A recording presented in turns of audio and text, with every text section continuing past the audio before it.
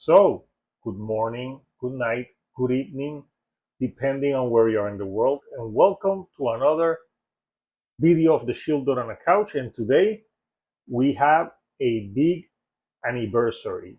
So, picture this, it's October 24, 2000. The new metal is at its peak, and there's a new band in town. That's right, put on your baggy pants and let's talk about Linkin Park Hybrid Theory that just turned 25 years old. And yes, this is an album that, first of all, it came at the right place and at the right time.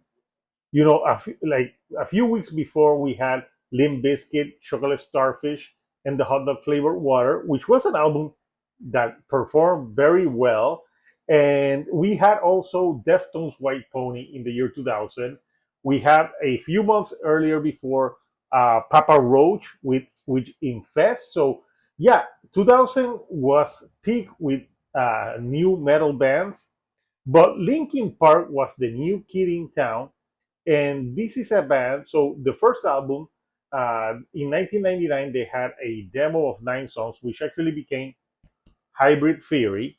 So here, look at the back. How young does the band look right here? And I remember when this came out because at the time I was living in Michigan, and I remember turning on MTV and seeing the One Step Closer video, and I thought to myself, well, this is good, like I like new metal at the time, and I thought, they have the rapper with Mike Shinoda, but what really struck out to me was Chester Bennington on vocals. I love his range because in other like new metal bands, come on, Fred Durst like was a rapper, but his singing abilities weren't that great. Uh, with Korn and Jonathan Davis, he had a distinctive style, and I love Shino Moreno's vocals in Deftones, but Chester Bennington had like this like super high range, and when he screamed, like you could really feel it. And there was something about Hybrid Theory that even though it was new metal and it had some harder stuff, I think it was more accessible for people that probably did not enjoy heavy music, and that's why I think it resonated so much. To this day, this is gone 12 plus platinum. So yes, this has sold a lot, and I love it, but I think I like Meteora, which I did a video for its 20th anniversary, a little bit more than this one. But yeah, when this came out, I really enjoyed it. And yes, we have to talk about it because it's a landmark album and it changed metal at the time. It was so popular. So One Step Closer was the first single. So let's talk about the other 3 singles that this album has. So after One Step Closer, they had Paper Cut as a single, which opens the album. And Paper Cut, it's a good track, and I always enjoyed it. Uh, do I think it could have been like there was other tracks that could have been a single? Yes, there's other tracks here that could easily be in singles, like for example, Runaway, By Myself. Like those could have been singles, and also with you. I know Points of Authority was played on the radio, but I think it wasn't an official single. But then they did a video, and then they did the remix of that later album with Jay Z. So it's a great track. So Paper Cut was the second single. Then they released. No, you know what? Paper Cut was the second single.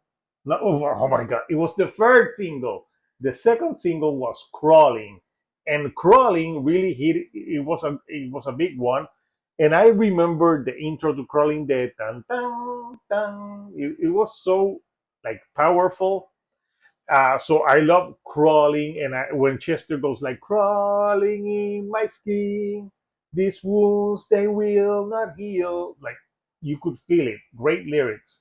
So Crawling was the second single. Then they released Paper Cut, but by far and away, the biggest single of this record was In the End, which is a track that, even though I love it, I think I've heard it so much that I had like a little bit of fatigue of that track. But in the end, was great. Also, it had that piano intro, dun, dun, dun, dun, that's, it's very hooky. And the music video was awesome. I remember that music video back in the day. And Chester's vocals on that one is great.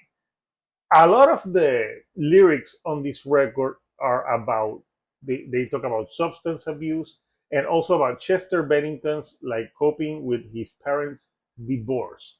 So it's a lot of topics that like you can identify with.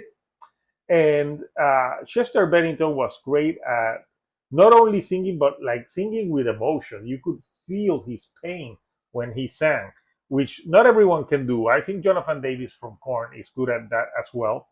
So those were the four singles, but this album has some great deep cuts. One of my favorite deep cuts from this record is A Place for My Head. And to this day, the beginning of that song still slaps. Like these. How dare you? How could you? Go to hell. Yes, it slaps hard. I love it. And on that track, I think Mike Shinoda really, is in the forefront. He's rapping on that track is one of the best that he's ever done. And he also does some good rapping on the track that follows that, that is Forgotten, which is a great track as well. They have obviously a track with the DJ, Mr. Han, and it's Cure for the Itch, which is, they almost had that at the end. They did the same thing on the second album, Meteora. They had like a DJ track almost at the end. And Pushing Me Away is the album closer. It's solid, but I think there's other songs that are stronger, especially the album closer for Meteora. I think is stronger, but this is an album that obviously I had to buy on vinyl. It's a normal vinyl, but here we have it. The inside of this, the album cover, it's meant to represent like street art, which I always thought it was cool. And I always loved how they put the logo of Linkin Park in this. So yes, this is 25 years old, believe it or not. So what do you think of Linkin Park Hybrid Theory 25 years later? What are your favorite tracks from this record? Comment down below. And if you like the videos that I'm putting out, do not forget to give me a like and do not forget to subscribe.